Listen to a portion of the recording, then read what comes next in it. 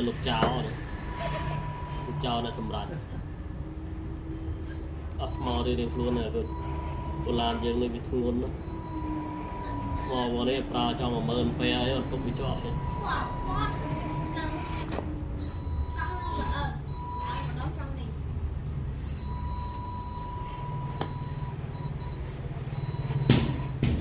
tôi dạ con trend trên mà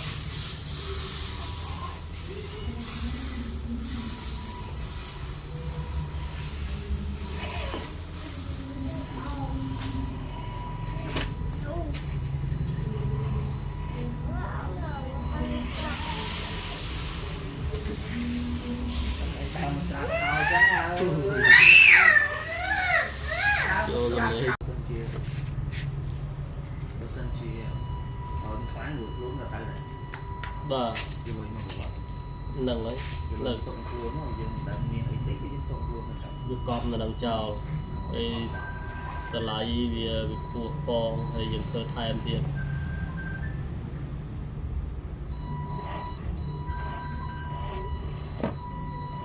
Alo bác